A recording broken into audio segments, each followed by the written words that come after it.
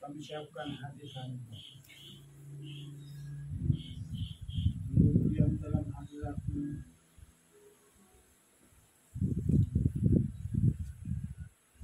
urapi setiap kami sama setiap hati kami.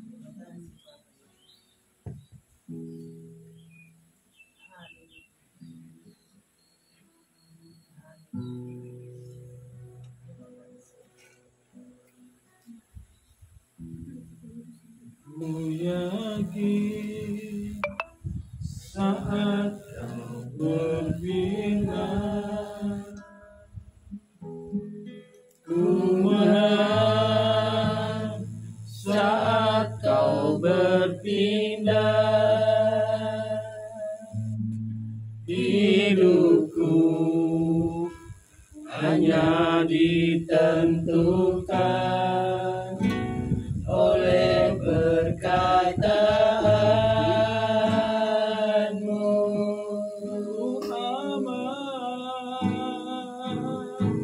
Ku aman karena Kau menjaga. Ku kuat karena Kau menopang.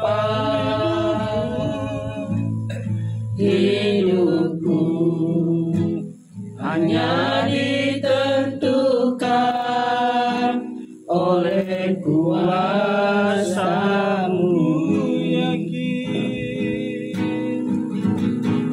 Ku yakin saat Kau berfirman,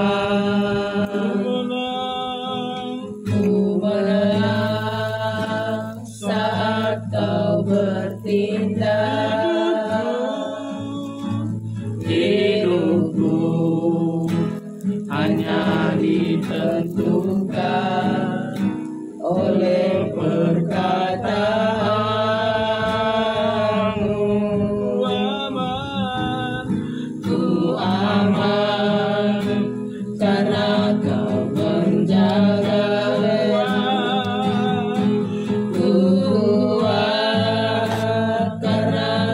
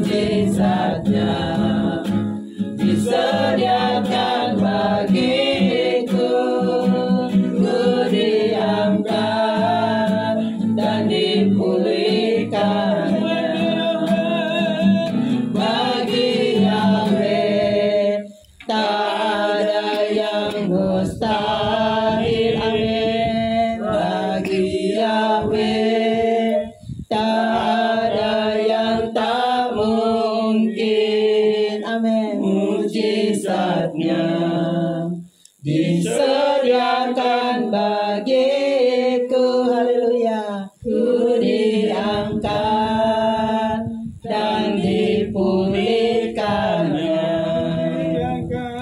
Ku diangkat dan dipulihkannya. Amin. Mari kita menghadap ke barat, kita akan melantunkan semua. Bertuhan kepada Tuhan Raja alam semesta, Yahweh Elohim Sebaot.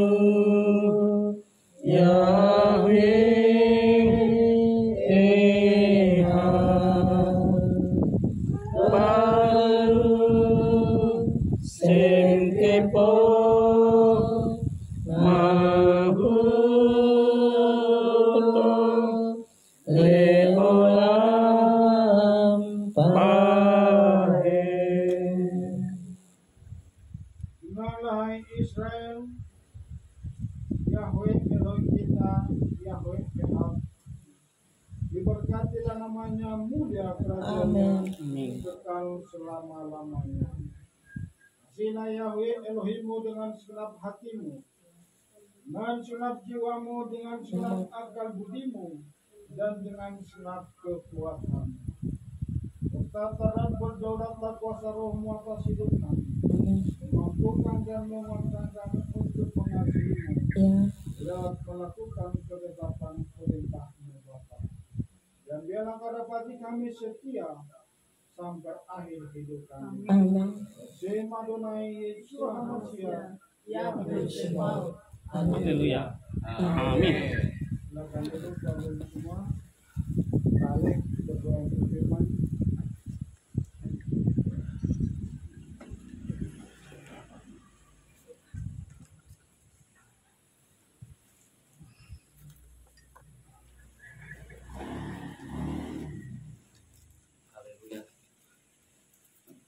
Pujilah namamu Bapa Yahweh Bisem Adonai Yeshua Hamasiah. Kami mengucap syukur Tuhan atas segala kasih karunia yang Tuhan telah limpahkan kepada kami, perlindungan yang sempurna dan berkat-berkat yang berlimpah dalam kehidupan kami. Terima kasih Bapa, Engkau telah menghadirkan kami kembali di dalam sabat-Mu yang kudus, sabat yang indah, dan kami boleh bersekutu kembali memuji menyembah nama Engkau. Terima kasih Bapa, Engkau telah mengizinkan waktu-waktu yang kami lalui bersama Engkau ya Tuhan, menikmati kasih-Mu di dalam kebersamaan kami dalam persekutuan ini ya Tuhan. Terima kasih Bapa, kami mengucap syukur apa yang Tuhan telah limpahkan dalam hidup kami masing pribadi lepas pribadi. Terima kasih Bapa, kuduskan, sucikan kami, tahirkan kami pribadi lepas pribadi di tempat ini. Bahkan saudara-saudara kami juga yang berada secara online dan streaming. Terima kasih Bapa, terlebih khusus kami berdoa buat hamba-Mu, mempelai-Mu, Pak John Nainggolan. Engkau berkati lidah bibir mulutnya, urapi lidah bibir mulutnya dia Tuhan. Biarlah pada saat firman disampaikan adalah kehendak daripada Engkau sendiri yang disampaikan. Terima kasih Bapa, Urapi terus-menerus Tuhan dalam kehidupan dia, sehingga apa yang dia sampaikan bisa menjangkau jiwa-jiwa, sehingga dapat menarik jiwa-jiwa untuk mengenal Engkau Bapa Yahweh. Terima kasih Bapa, berkati keluarganya, istrinya, anak-anaknya, di dalam nama Adonai Yesus HaMashiach. Demikian juga kami yang hadir di sini, Bapak urapi, biarlah hati kami mau buka hati kami seluas-luasnya, biar pada saat firman-Mu akan disampaikan oleh mempelai-Mu, firman itu akan menjadi rema, firman yang berkhasiat, yang seketika yang kami dapat nikmati ya Tuhan. Terima kasih Bapa, dan biarlah firman-Mu bertumbuh berakar, menjadi hal yang positif dalam hidup kami, sehingga pada saatnya kami menjadi pohon yang berbuah lebat, yang dapat memberikan manfaat bagi sesama, terlebih khusus bagi Engkau Bapa Yahweh. Terima kasih Bapa, terpuji-pujilah nama-Mu kekal sampai selama-lamanya. Bagi kita semua yang percaya, katakan amin. Selamat Shalom buat Bapak Ibu semua. Gimana kabar? Selamat Shalom Pak Jokowi. Gimana kabar? Bapak Presiden kita ya. Oh. Hari ini kita akan belajar tentang berkat dan kutuk. Sekarang kita ada di kitab Ulangan pasal yang ke-11 sampai pasal yang 18, tapi hari ini kita bicara tentang topik berkat dan kutuk. Untuk menghormati firman ini, mari kita bangkit berdiri bersama-sama. Kita baca Ulangan 11 ayat 26 sampai 28. Sudah dapat semua, nanti kita baca yang dikirim di grup aja.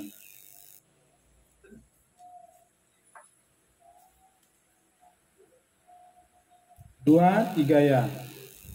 Sesungguhnya aku memperhadapkan kepadamu pada hari ini berkat dan nistaan, berkat apabila kamu menaati perintah Yahweh Elohimmu yang aku perintahkan kepadamu pada hari ini. Dan nistaan jika kamu tidak menaati perintah Yahweh Elohimmu, tetapi menyimpang dari jalan yang aku perintahkan kepadamu pada hari ini, dengan mengikuti ilah lain yang tidak kamu kenal. Silakan duduk Bapak Ibu semua. Terima kasih buat pembacaan firman-Nya. Hari ini kita diperhadapkan di Sabat yang lalu bagaimana Bapak Yahweh mengingatkan kembali seluruh Torah yang di Gunung Sinai kepada bangsa Israel di saat mereka mau memasuki tanah Kanaan atau tanah perjanjian.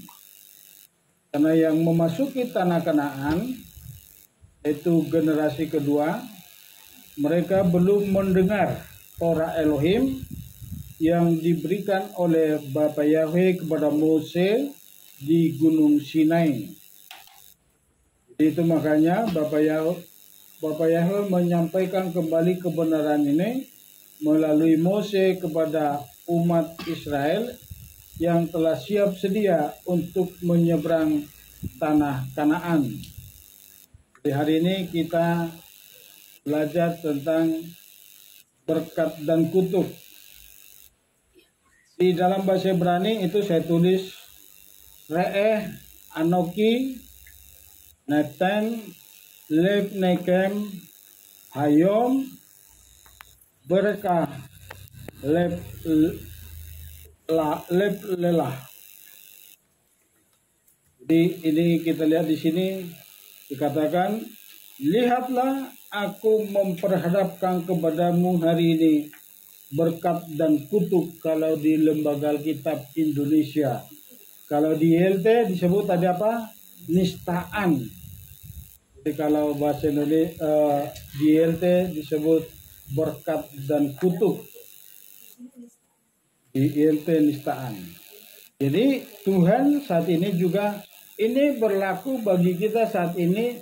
Tuhan atau Bapa Yahweh sendiri sedang memperhadapkan kepada kita Saudara, Bapak Ibu semua, berkat dan kutuk. Tapi Tuhan bilang apa? Pilihlah berkat. Mau berkat apa kutuk? Berkat. Nah, sebelum kita masuk ke topik, ada satu konsep dalam orang Ibrani. Karena firman ini disampaikan kepada satu kelompok, satu bangsa yang akan memasuki tanah Kanaan. Jadi semalam kami Zoom di Gamal, kebetulan ada seorang hamba Tuhan dari Papua, ya menekankan bagaimana mempersembahkan perpuluhan, dan itu semua hasil pertanian. Jadi bahkan ada perbedaan pendapat di situ, tapi kita bersyukur mungkin tingkat pemahaman atau bagaimanapun itu, setiap firman ini bisa kita perdebatkan kalau mau diperdebatkan. Tapi kita harus mengerti, kalau kita sudah belajar ke pola Ibrani, para rabi mengatakan ini harus supaya ini jadi pola bagi kita ya. Para rabi mengatakan bahwa Torah ini perhatikan sini, Torah ini ada 70 lapis atau 70 muka ya. Jadi kalau ada yang menyampaikan firman berbeda dengan apa yang sudah kita tahu, tidak usah dipersoalkan. Oh, berarti tingkat pemahaman kita yang berbeda. Jadi ini sekarang kita diperhadapkan tentang pemahaman. Nah, sekarang kita belajar dulu satu konsep di dalam Ibrani, itu konsep areput, yang selama ini jarang kita dengarkan. Jadi ternyata di dalam satu bangsa Israel itu satu berdosa itu punya dampak satu komunitas bangsa Israel. Contoh, pertama sekali mereka jatuh dalam dosa di mana? Siapa yang ingat?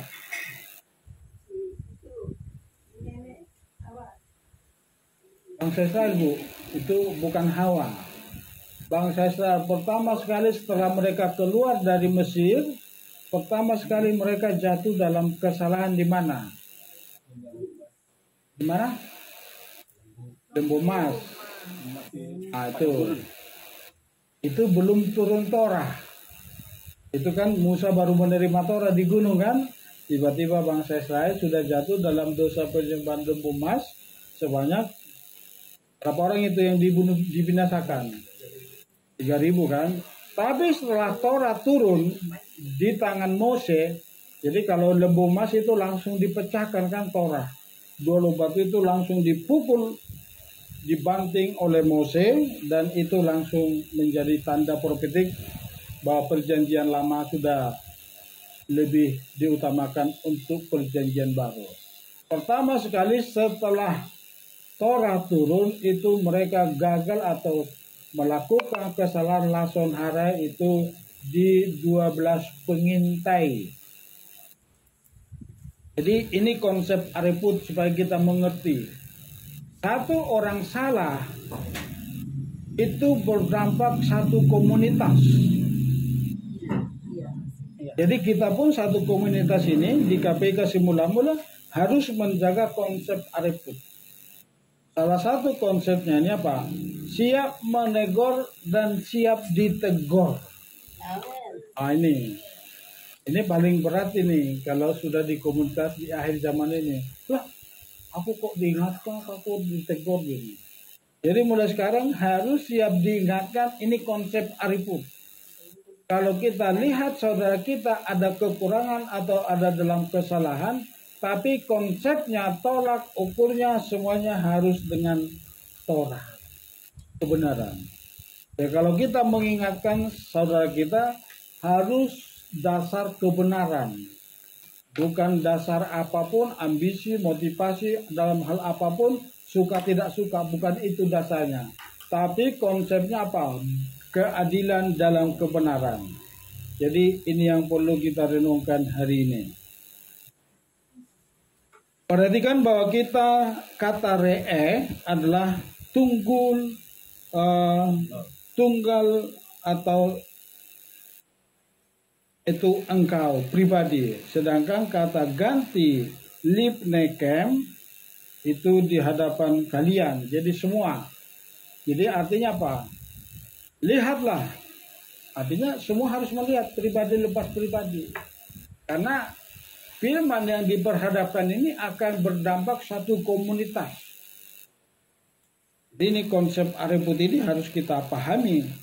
Setiap orang harus secara pribadi melihat bahwa berkat dan kutuk mempengaruhi seluruh komunitas Israel, dan ini juga berlaku bagi kita di akhir zaman ini. Jadi kalau satu orang salah, ini biasanya paling terasa ini kalau di komunitas yang melakukan misi peperangan dalam roh. Ini langsung merasa. Jadi kalau ada satu orang yang merasa takut atau kurang berani, kurang siap, itu langsung terasa kepada komunitas kelompok itu.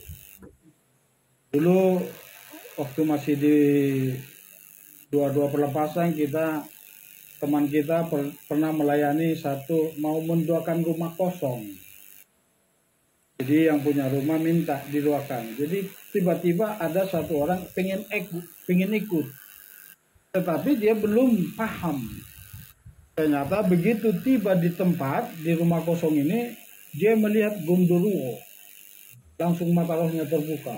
Dia merasa gemetar, ketakutan. Akhirnya apa yang terjadi, gondoruo ini datang kepada dia, langsung didudukin yang takut ini. Tiba-tiba itu jadi mengalihkan perhatian yang lain. Padahal yang lain sudah fokus untuk berdoa untuk rumah kosong. Jadi untuk doa peperangan roh benar-benar harus sudah satu roh dan satu pemahaman dan benar-benar siap.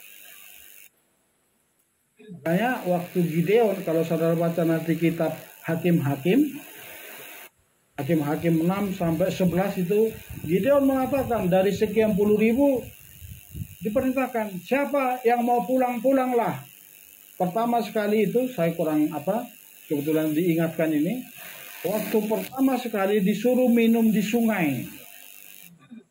Jadi waktu bangsa Israel mau memerangi melawan Midian, Gideon dibawa semua bangsa Israel ini dibawa ke tepi sungai. Minumlah. Di situ dites.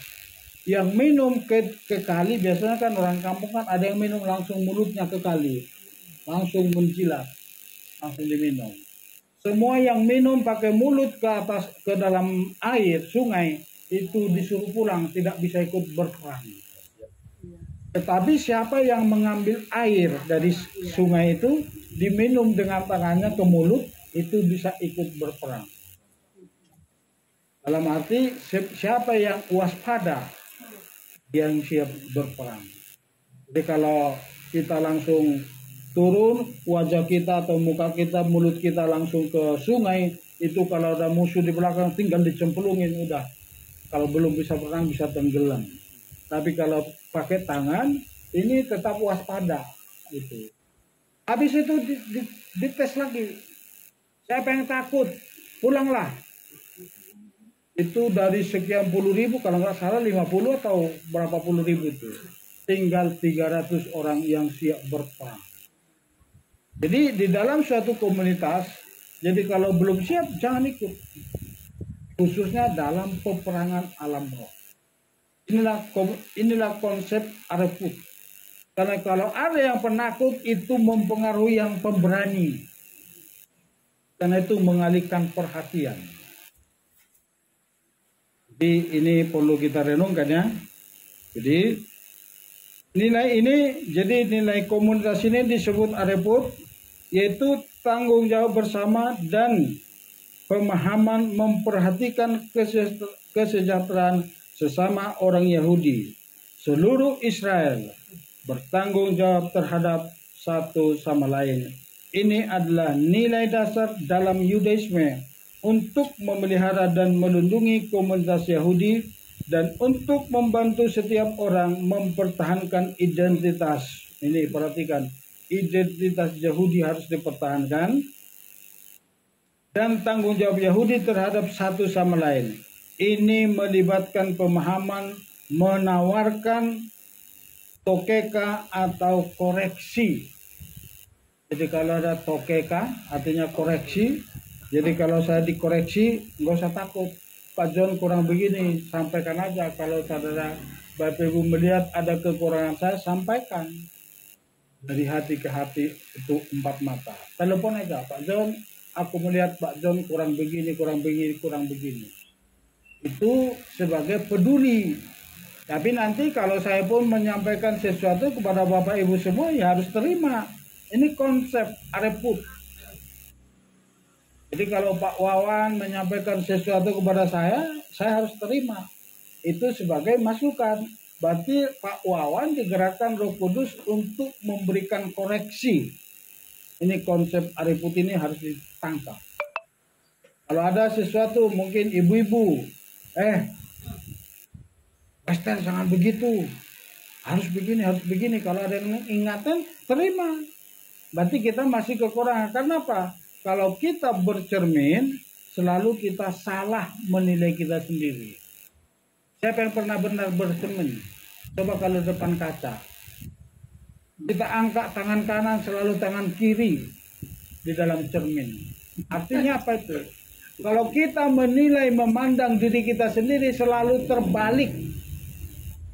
Kalau kita mengatakan kita sudah benar, berarti kita ialah yang paling salah. Ini harus mengerti akan hal ini. Jadi jangan pernah menilai diri sendiri. Harus selalu pandangan orang lain. Karena kita, silakan Pak.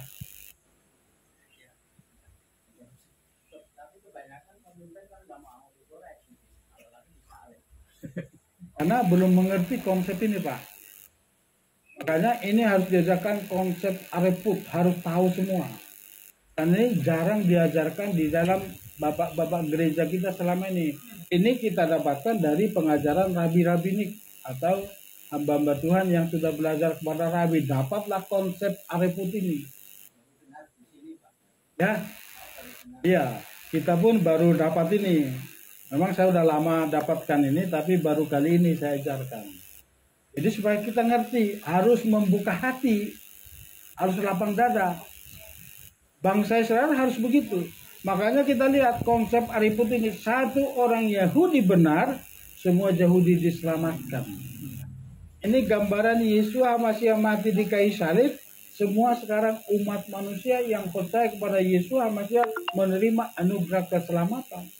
Tapi pengorbanan ini harus dihargai yang lain. Tapi lihat, akibat bangsa Israel yang melakukan lason hara atau mengadakan kebencian tanpa alasan. Karena bangsa Yahudi saat itu rabi-rabi, penatua-penatua, tokoh-tokoh agama di Yahudi, di Israel itu menyampaikan tuduhan kepada Mesias itu tanpa alasan. Makanya di saat itu waktu dia disidang, saya tidak menemukan kesalahan pada orang ini. Siapakah yang aku selamatkan demi kamu? Apakah Yesus atau Barnabas? Selamatkan siapa? Penjahat. Salibkan siapa? Yesus. Jadi yang melakukan tuduhan atau tanpa alasan kebencian kepada Yesus itu bangsa Yahudi sendiri. Jadi akhirnya apa? Tokoh-tokoh agama Yahudi yang melakukan tuduhan, semua umat ikut. Salibkan dia, ikut-ikutan. Akhirnya apa? Bangsa Israel harus diusir dari tanah perjanjian. Ini harus kita mengerti dalam satu kelompok komunitas. Satu kita melakukan kesalahan itu bisa akibat pak. Contoh lihat aja di pesawat. Satu yang melakukan kesalahan main-main handphone itu langsung ditegur sama pilot. Gak boleh. Tetap matikan semua handphone. Kenapa? Itu mempengaruhi. Makanya itu harus nanti minggu depan kita belajar tentang hakim-hakim. Kenapa ada hakim-hakim di seluruh kota? Sanhedrin atau hakim-hakim pusat itu ada di Yerusalem. Jadi ini konsep areput. Dapat ditangkap ya?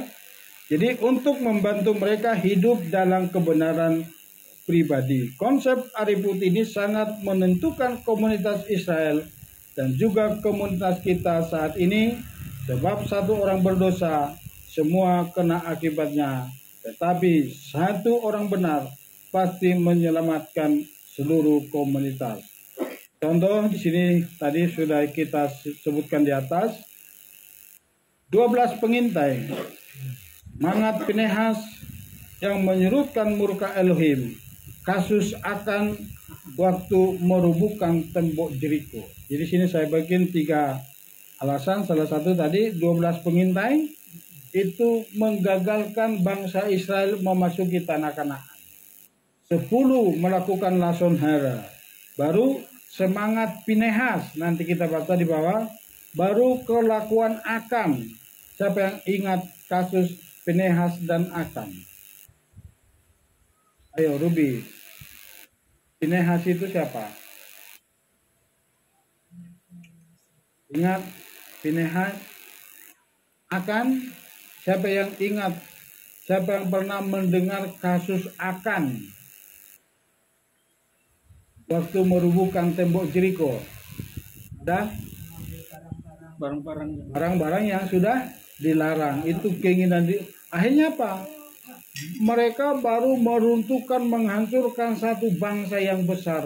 Tapi akibat satu orang Akan mengambil dari barang itu, dari barang jarahan itu, padahal itu nggak boleh diambil, dibawa ke rumahnya, dimasukkan ke dalam kemahnya. Akhirnya menghadapi bangsa yang kecil, mereka mengalami kekalahan dan bahkan ada yang korban. Kalau nggak salah 30 orang mengalami kematian. Bayangkan itu. Tembok yang sulit dirubuhkan secara logika, tapi rubuh sendiri. Karena malaikat berperang. Tapi akibat satu orang melakukan kesalahan, berperang melawan satu kota yang kecil yang tidak ada kekuatan, yaitu kota Ai, bangsa Israel mengalami kegagalan. Jadi konsep ariput ini selalu berdasarkan firman. Coba dibaca dimulai dari Ruby, Imamat 19 ayat 17.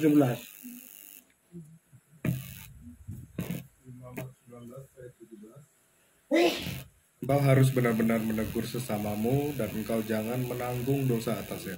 Nah ini perhatikan ini. Contoh begini. Saya punya sesuatu yang tidak suka sama Pak Alek. Saya nggak boleh pendam. Harus saya dengan terbuka kepada Pak Alek. Pak Alek, maaf, aku ada sesuatu. Kemarin aku punya hati begini. Harus dibuka. Kenapa? Kalau itu kita pendam, kita sendiri yang melakukan kesalahan atau kita sendiri yang berdosa akibat hati kita sendiri. Makanya kalau kita juga melihat kekurangan di dalam hati orang lain, di dalam sikap seseorang, harus berani mengingatkan dan menegur, tapi konsepnya harus selalu berdasarkan kebenaran. Kalau kita ingatkan berdasarkan kebenaran, makanya ada firman, tegurlah 4 mata, kalau enggak bawa temannya saksi, atau diingatkan di depan umum, bahkan dianggap jadi musuh. Orang-orang yang sulit atau susah tidak mau ditegur, tidak mau diingatkan. Itu sampai ke titik sana. Jadi semuanya harus dengan konsep, harus dasarnya semuanya harus Torah. Harus kita berpegang pada Torah, yaitu keadilan dalam kebenaran. Jadi jangan karena kita menyimpan atau kita tidak mau menegur orang lain, hanya apa? Kita berdosa atasnya. Kita jadi jatuh dalam dosa. Jangan engkau membenci saudaramu dalam hatimu, tetapi engkau harus berterus terang. Nih. Jadi kalau ada kekurangan, harus berterus terang. Menegur sesamamu, jangan engkau mendatangkan dosa atas dirimu karena dia. Jadi kalau kita menyimpan sesuatu kesalahan, akibatnya apa? Kita berdosa karena kita menyimpan kesalahan orang lain. Harus terbuka. Ini konsep ariput. Coba pandang dulu kiri kanannya. Konsep ariput. Jadi kalau besok-besok ada yang saling mengingatkan, jangan, harus buka hati diingatkan. Harus terbuka ditegur. Supaya apa? Kita semakin solid. Ya, Ini yang membuat kita nanti semakin solid karena kita ada di penghujung akhir zaman. Jadi jangan, harus saling peduli. Inilah salah satu cara untuk menjaga dan melindungi komunitas. Kita lihat di situ ada gambar Pinehas. Tadi nanti akan kita baca ayatnya di bawah. Pinehas itu, begitu bangsa Israel jatuh dalam dosa Baal Peor, akibatnya apa? Seluruh komunitas banyak yang korban mengalami kematian. Itu akibat nasihat siapa itu? Bileam kepada Raja Balak. Hanya apa? Dikasih anak perempuan kerajaan Balak untuk kawin sama orang-orang Israel. Akhirnya apa? Orang-orang Israel boleh ditarik dengan wanita ini masuk jadi penyembah Baal Peor. Akibatnya apa? Bangsa Israel jatuh dalam dosa perzinahan dan langsung kena masalah. Ini berkat dan kutuk ini. Begitu banyak korban dalam berduka, tiba-tiba ada orang yang datang, itu bangsa Israel dengan bangsa Baal Peor ini, penyembah Baal ini, dia datang bawa ke ruang kemah yang paling tengah. Mereka melakukan zina di situ. Tiba-tiba inilah Pinehas ini langsung datang, dirajam, langsung masuk dari laki-lakinya sampai wanita jadi masuk, langsung mati di tempat. Apa yang terjadi? Murka Tuhan berhenti. Ini kejadian Pinehas. Ini konsep areput. Jangan takut kalau berdasarkan Torah. Kalau itu konsep dalam kebenaran, perhatikan sini. Setiap kita nanti, kita semua pribadi lepas pribadi, baik dalam keluarga, di saat kita menegakkan kebenaran, keadilan dalam kebenaran, selalu ada yang diuntungkan dan dirugikan. Perhatikan sini. Selalu ada yang dirugikan dan ada yang diuntungkan. Semuanya harus lapang dada. Jadi kalau sudah mengerti konsep areput, semuanya harus lapang dada. Kalau kita ada di posisi yang dirugikan, ya harus mau bersyukur. Tapi kalau kita ada di posisi yang diuntungkan, tetap bersyukur. Semuanya Torah landasannya. Dasarnya semuanya kebenaran firman Tuhan. Coba dibaca, siapa sekarang? Ibu Mabu, lupa namanya. Bu Pania. Bu Pani. Pania. Pani. Bilangan 25 ayat 5 sampai 8. Itu kasus Pinehas.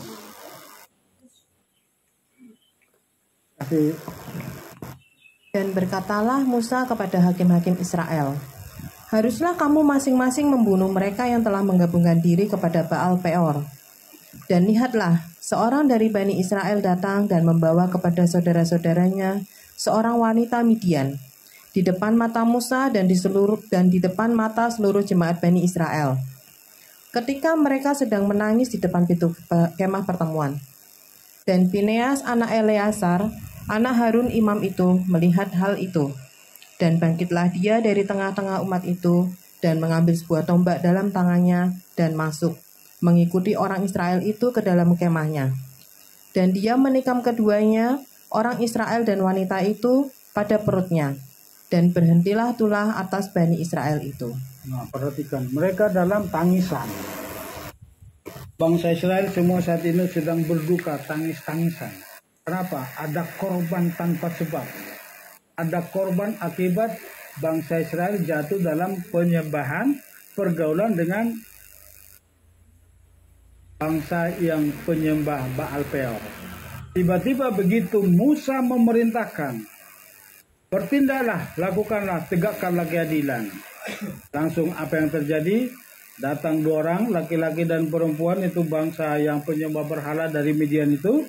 Langsung Pinehas bersiap. Ini perhatikan ini. Makanya harus bersikap seperti laki-laki, katakan ia di atas, ia tidak di atas kita. Pinehas langsung mengikuti dari belakang. Begitu dia masuk ke kemah, langsung dirajam sekaligus dua-duanya. Jadi mereka sedang berzina dalam kemah itu.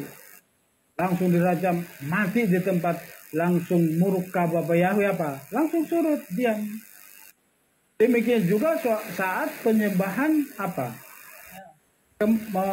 Lembu emas.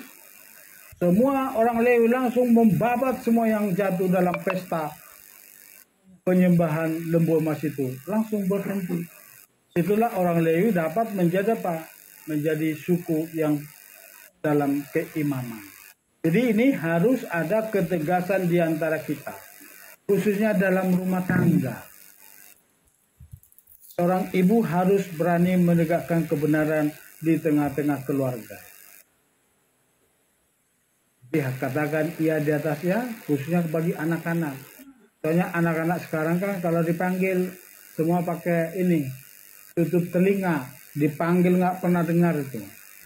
Pasti nongol aja di kamar.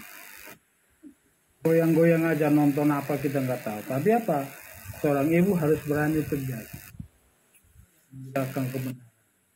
Gitu ya. Kita lihat di bawah Pinehas. Ini tadi kita udah singgung, boleh dibaca Yosua. Sampai sekarang Bu Sri. Yosua 7 ayat 19 sampai 20 dan 25. Ikutin aja Bu yang dikirim tadi. Ya. Pakai TP. Alkitabnya pakai terjemahan baru. Ya, yang ikut yang ini aja, yang dikirim di grup. Pakai TP.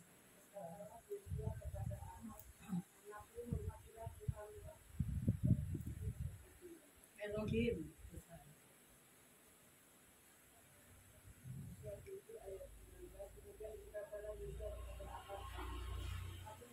Pakai mic-nya Bu, biar didengar yang online.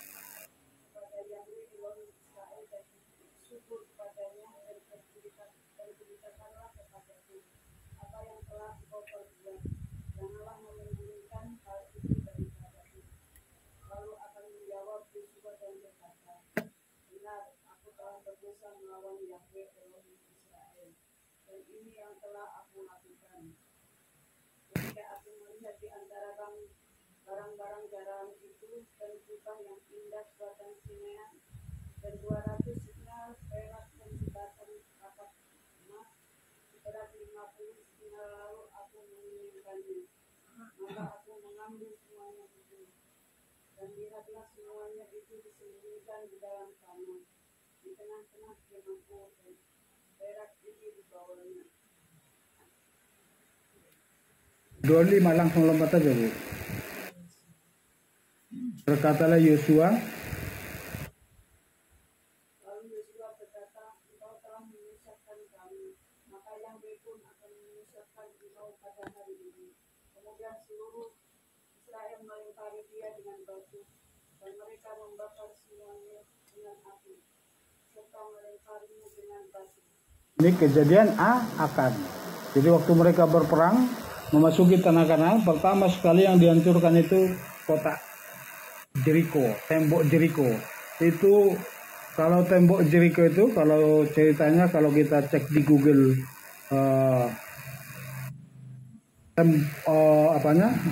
ketebalan temboknya itu bisa 2 mobil naik di atas. Makanya sampai pelacur itu bisa nginap di situ, bikin rumah di tembok itu. Itu saking tebalnya. Tapi tanpa melakukan peperangan itu rubuh sendiri. Kenapa? Mereka sepakat mengikuti apa yang Bapak Yahweh perintahkan. Dikelilingi kayak orang. Jadi ikut Tuhan itu memang nggak masuk akal. Bayangin aja, apa nggak kayak orang gila mengelilingi tembok 1 kali 1 hari. Tiba-tiba hari ini jalan aja, diam aja, nggak boleh ngomong. Diikuti 6 hari. Hari ke-6, hari ke-7 itu dikelilingi 7 kali. Dan tiup shofar itu tembok langsung rubuh. Siapa yang melakukannya? Bapak ya. Dapat kita tangkap maksudnya di sini. Kalau kita taat akan Torah, Kalau kita taat akan perintah Bapa Yahweh di dalam firman ini. Dan kita tangkap ya. Seberat apapun persoalan yang kita hadapi, pasti rubuh. Pasti jebol. Jangan pernah takut. Tapi ikuti ini perintah. Nah, apapun persoalan Bapak Ibu semua sekarang ini, marilah kembali kepada Bapak ya. Sehebat apapun masalah yang kita hadapi, pasti jebol. Pasti selesai. Itu yang dialami bangsa Israel. Mereka bukan melakukan apa-apa. Tinggal ikuti aturan Tuhan. Mulai saat ini aku ikuti semua perintah Torah sebisa mungkin. Selama ada tercatat di dalam Alkitab, lakukan. Dan lihat perjalanan hidup kita ke depan. Itu luar biasa. Dahsyat dan luar biasa.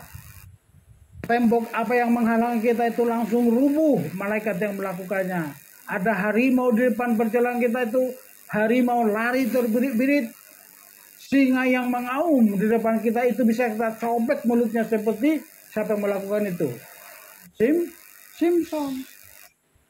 Jangan pernah takut, ada malaikat yang mendahului perjalanan kita. Ada malaikat di belakang kita mengawal perjalanan kita. Jadi tidak ada satu musuh pun yang kita takutkan kalau kita berjalan dalam firman. Jadi lihat berkat dan kutuk. Ini merupakan respon kita untuk melihat apa yang terkandung di dalam Torah dan cara kita untuk melakukannya. Jadi ini perhatikannya, dia sudah dapat ditangkap ya, ada put ya. Tadi sudah kita kasih contoh, 12 pengintai, Eliezer dan Akan. Jangan pernah menginginkan, jangan pernah bawa ke rumah kita ini hal-hal yang Tuhan tidak perintahkan. Tapi bawalah ke dalam rumah kita. Mari kita belajar tentang melihat. Re'eh. Nah, di situ tadi dikatakan re'eh, lihatlah berkat dan kutuk. Apa maksudnya melihat? Yang pertama, melihat dengan cara sederhana. Ini salah satu konsep untuk hidup di dalam firman. Jadi melihat dengan cara sederhana dan taat melakukannya, siap menanggung kuk kerajaan dengan sukacita, misalnya Sabat dan 7 hari raya. Jadi artinya begini, sederhana, seperti tadi sudah saya singgung, apa yang tercatat di dalam Alkitab ini, kalau kita memandang secara sederhana, selama itu tercatat, lakukan saja tanpa, oh ini kenapa, kok begini, kok begitu. Gak perlu. Tapi cukup sudah lihat, baca sederhana sekali, lakukan. Itu namanya apa? Kita menanggung kuk yang dari Bapak Yahweh. Jadi kalau Pak Yohanes bikin kuk seperti ini, kita terima aja, itu kebaikan. Kita tanggung aja ya. Nanti ada kuk yang lebih enak. Ringan rupanya. Ini diuji dulu. Sekalipun sedikit-sedikit ini. Itu, tapi kita harus mengerti ada niat baik. Itu yang perlu kita hargai. Kayak begini, itu ada ide, itu hikmat daripada Bapak ya, yang luar biasa. Ini kuk yang dari kerajaan. Lakukan. Tadi di pandangan saya anggap langsung, oh ini raja yang ngomong ini, udah saya lakukan. Itu sederhana. Dan tidak perlu bertele-tele, oh kok begini, nggak penting. Itu cara melakukan kuk yang dari Tuhan. Pakai aja. Nggak perlu, kenapa ini Pak Yohanes? Kenapa harus begini? Itu tidak perlu. Kita terima dengan apa? Kita, pandangan kita Pak, ini perintah dari Raja, lakukan. Nggak perlu kita cari-cari alasan. Itu cara melihat kuk atau firman kuk perintah dari raja, yaitu raja segala raja. Tidak perlu cari-cari alasan kenapa ini, kenapa begini, kenapa begitu, kenapa bukan begini. Itu daging kita, interpretasi kita untuk melakukan Torah. Harus sederhana. Baru yang kedua kita lihat. Melihat dengan cara berpikir atau intelektual. Mulai memikirkan dan merenungkan bahwa di setiap perintah atau mitzvot yang kita taati ada berkat yang Yahweh berikan kepada kita. Misalnya, Tuhan menciptakan langit dan bumi, 6 hari dan hari ke-7 Yahweh berhenti. Mulai kita pikirkan, kenapa Tuhan Surya menguduskan hari Sabat? Mulai direnungkan dengan pikiran, iya ya, memang benar harus kita kuduskan hari Sabat. Kenapa? Tuhan bekerja 6 hari. Hari ke-7 apa? Sabat. Jadi mulai kita terpikir, oh iya ya, berarti aku salah selama ini mengikuti doktrin. Jadi gampang kita menerima atau melakukan Torah, menegakkan Sabat. Jadi mulai sekarang apa? Mulai berpikir, kenapa kita disuruh melakukan Sabat? Mari kita sharing sama Bu Ulin. Mulai nanti pulang dari Semarang, kita akan mulai lakukan semua perintah-perintah. Contoh Sabat. Nanti kita lakukan Sabat secara online atau Ereb Sabat. Kenapa? Di Ereb Sabat, disitulah pemulihan rumah tangga. Karena situ harus berkumpul suami istri dan anak. Selama ini kita nggak pernah melakukan. Suami memberkati anak dan istri. Istri memberkati suaminya. Pola ini memulihkan hubungan suami istri. Nanti kita akan lakukan secara online. Bahkan nanti akan ada kegiatan. Mungkin tengah minggu kita akan ada pemuritan pendalaman Alkitab. Nanti firman ini kita sharing lagi supaya semakin nempel. Nanti besok-besok semua bisa jadi pengkhotbah, menyebar kemana-mana. Itu yang Tuhan mau.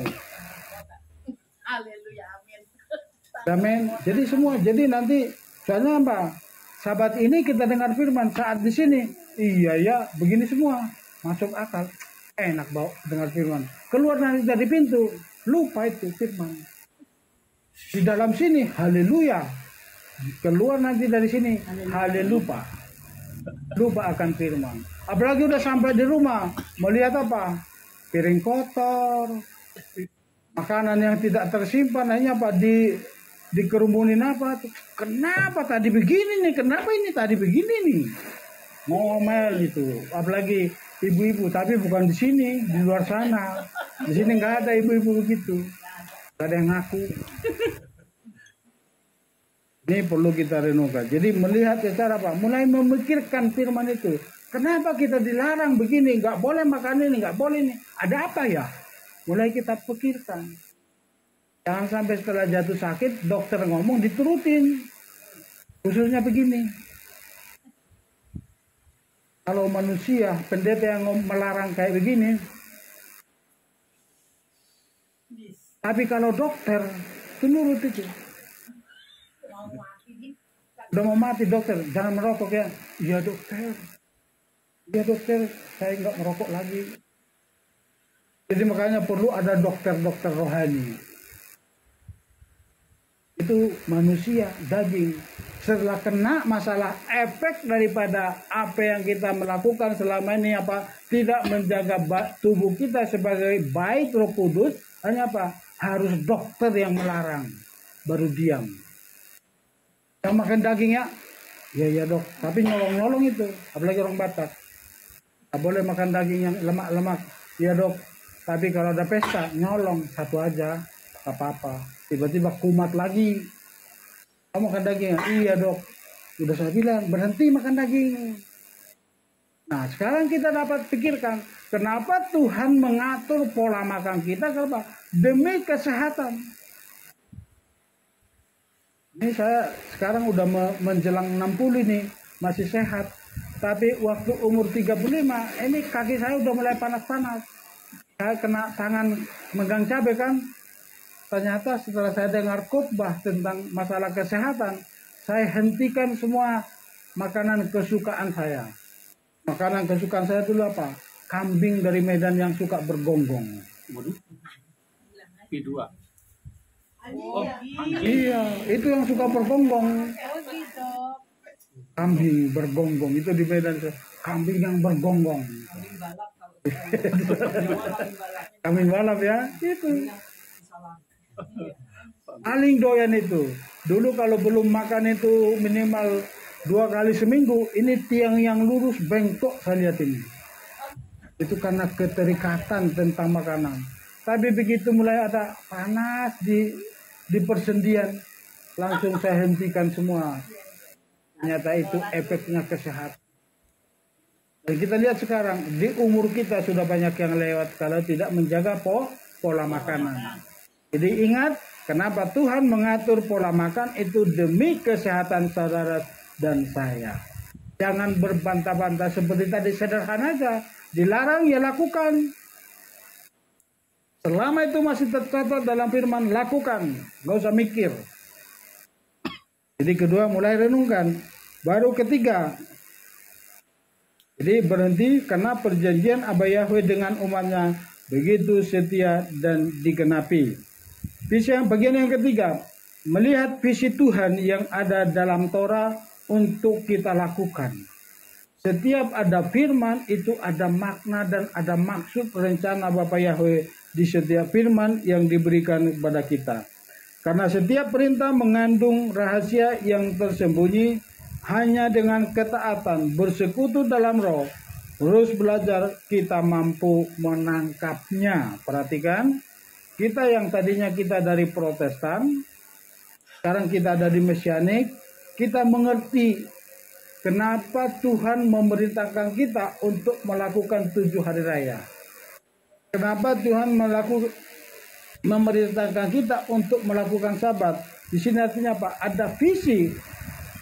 Jadi kita yang melakukan menguduskan hari Sabat artinya apa? Kita dipersiapkan untuk masuk Sabat yang sesungguhnya. Apa Sabat yang sesungguhnya? Kerajaan 1000 tahun. Orang-orang umat Kristen yang tidak menguduskan hari Sabat, apakah masuk ke olam haba atau masuk ke kerajaan 1000 tahun? Kalau berdasarkan firman ini, itulah misi yang Tuhan berikan. Makanya kita diperintahkan menguduskan hari Sabat. Kita sedang dipersiapkan memasuki kerajaan 1000 tahun, yaitu hari ke-7. Jadi kalau kita tidak menguduskan hari ke-7, bagaimana kita masuk ke kerajaan 1000 tahun? Karena itu semuanya ada visi di situ. Oke, silakan Bu Esther.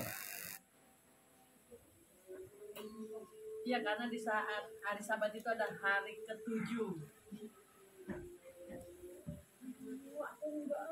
Kedengaran yang Zoom.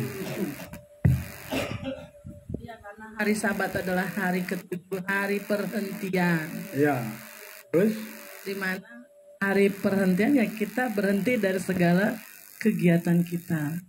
Hanya memuji menyembah Bapa Yahweh. Amin. Jadi nanti di hari ke-7 kita sudah berhenti dari kehidupan dunia ini. Kita hidup di dalam olam haba. Saudara mau ikut di olam haba atau mau tinggal? Ikutlah masuk ke sana. Itulah visi dari Bapa Yahweh yang terkandung di dalam Sabat. Itu makanya kita diperintahkan menguduskan hari Sabat. Karena suatu saat nanti kita akan masuk di dalam olam haba, itu hari ke-7 di kerajaan 1000 tahun. Amin. Baru contoh kedua, contoh lagi sini pemakaian talit. Kenapa kita pakai talit? Ini karena ada maksud di sini. Ini sebagai simbol kemuliaan Bapa Yahweh. Artinya apa? Saat kita pakai talit, kemuliaan Bapa Yahweh ada pada kita. Dan bagi ibu-ibu, ini sebagai tanda bagi para malaikat untuk memantau dan melihat kita dimanapun kita berada. Selama kita pakai talit, malaikat Bapa Yahweh selalu memantau hidup saudara dan saya. Khususnya para ibu-ibu.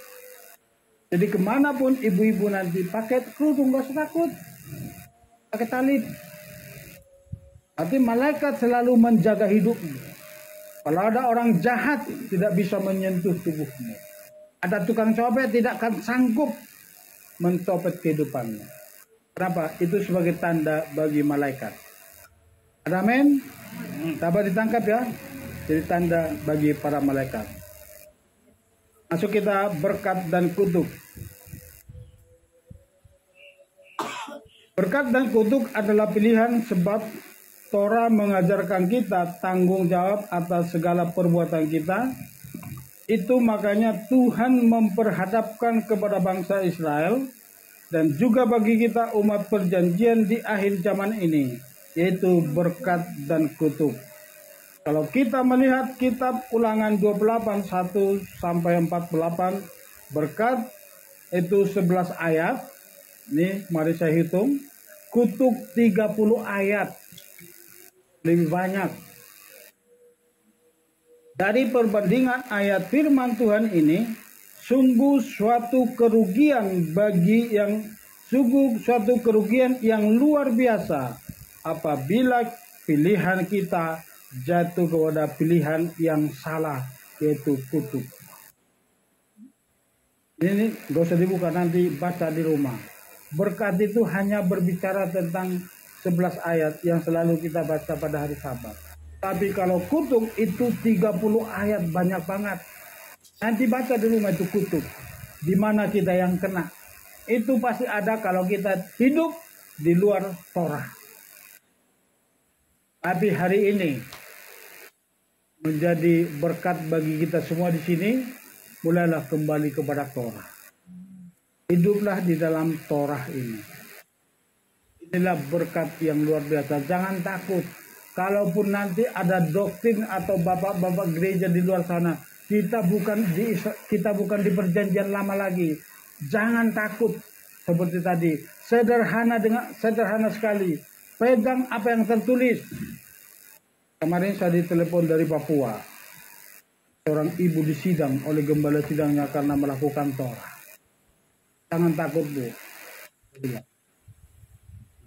Karena dia mulai melakukan Torah, dipantau oleh gembala sidangnya. Disidang, dipanggil. Bayangkan itu. Bagaimana bapak-bapak gereja sekarang ini menaungi jemaatnya supaya jangan keluar. Tapi dia bilang dengan tegas, aku mau hidup dalam firman. Dia tidak takut. Aku mau hidup di dalam Torah. Karena Torah itu langsung perintah daripada Bapa Yahweh diberikan kepada Musa. Inilah firman yang luar biasa. Wahyuan atau khotbah-khotbah di hari zaman itu tidak ada bandingannya dengan Torah. Ikuti apa yang tertulis. Kenapa? Torah, kitab Kejadian, Keluaran, Imamat, Bilangan, dan Ulangan itu langsung Tuhan yang bicara kepada Mose. Jangan tinggalkan ini. Inilah cikal bakal dari seluruh Torah. Tuhan berbicara kepada Mose secara langsung.